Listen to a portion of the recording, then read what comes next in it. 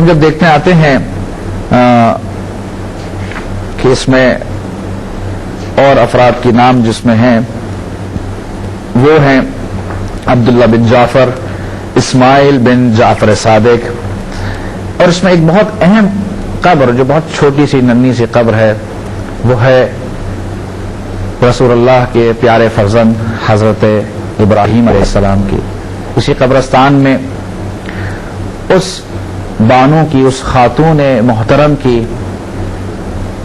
کہ جنہوں نے رسول اللہ کی پرورش کی، انہیں جناب حلیمہ سعدیہ، ان کی قبر بھی یہاں دفن میں موجود ہے. کچھ شہداء احد بھی اسی قبرستان میں دفن کیے گئے ہیں، اور اہم قبروں میں سے امہات المؤمنین کی قبر بھی یہاں ہے.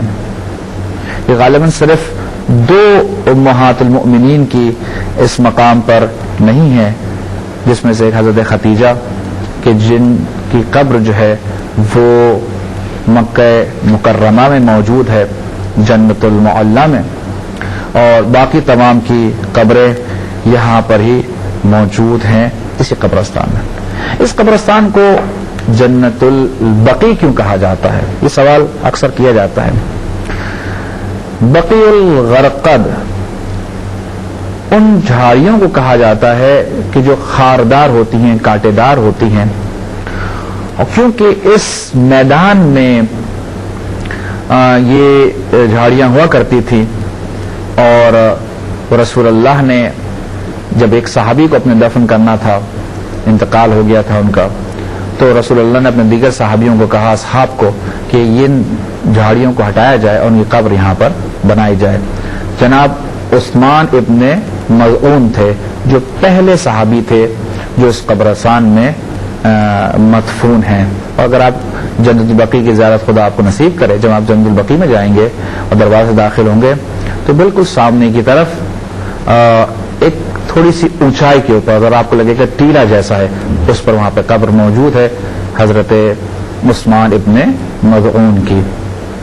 اور اس کے علاوہ دیگر بھی افراد یہاں موجود ہیں اصحاب. یہاں پر کیونکہ یہ جھاڑیوں کو کیا گیا اس لیے اس کو بقیع کہا جاتا تھا، خاردار جھاڑیوں کی جگہ. لیکن جنت البقیع اس کو اس لیے کہا گیا کہ جب یہ افراد، ایسے افراد جو صاحب جنت ہے، یعنی جن کے جنتی ہونے میں کوئی شک نہیں ہے، یہ موجود تھے. اب ہم آتے ہیں جو ایک اہم ترین ہے جس کے لیے رسول اللہ محمد مصطفیٰ صلی اللہ علیہ وآلہ وسلم نے فرمایا کہ یہ میرے بدن کا ٹکڑا ہے، میرے جگر کا ٹکڑا ہے، اور جس نے اس کو اذیت پہنچائی اس نے مجھے اذیت پہنچائی، اور جس نے مجھے اذیت پہنچائی اس نے اللہ سبحانہ و تعالی کو اذیت پہنچائی.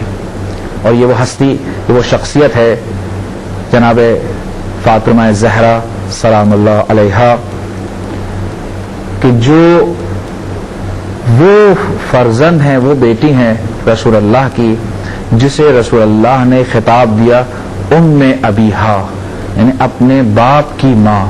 یعنی اس بچپنے میں یا اس لڑکپن میں حضرت فاطمہ زہرا سلام اللہ علیہا نے اپنے والد کا اس طرح سے خیال رکھا، اس طرح سے ان کے تمام ضروریات کو پورا کیا جس طرح سے ایک ماں اپنے بچے کے لیے کرتی ہے.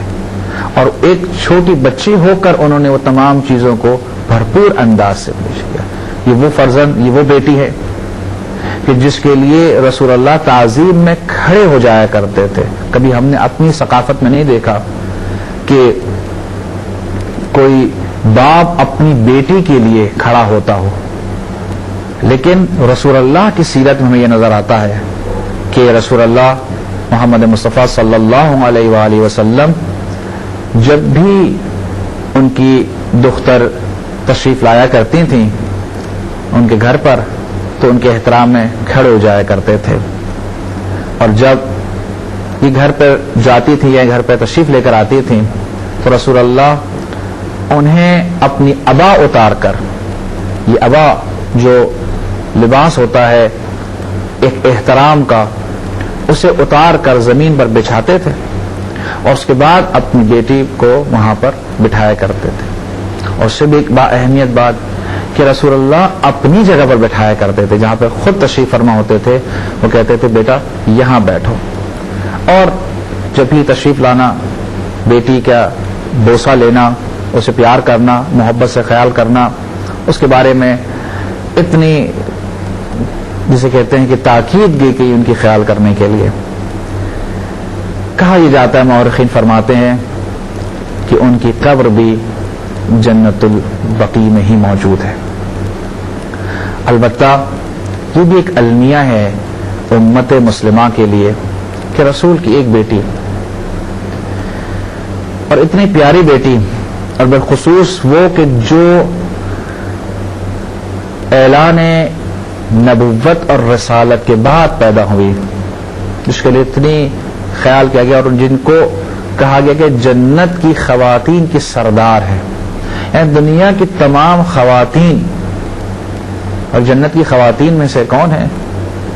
حضرت مریم سلام اللہ علیہا، حضرت آسیہ، حضرت خدیجہ ام المؤمنین سلام اللہ علیہا، اور حضرت فاطمہ زہرا سلام اللہ علیہا. یہ وہ جنت کی جسے کہتے ہیں کہ جن کی بشارت دی گئی ہے یقینی طور پر، اور پھر دوسری اور خواتین بھی یقیناً اہل جنت ہیں، لیکن جس کے بارے میں رسول اللہ نے خود فرمایا. اور یہ ان سب خواتین کی سردار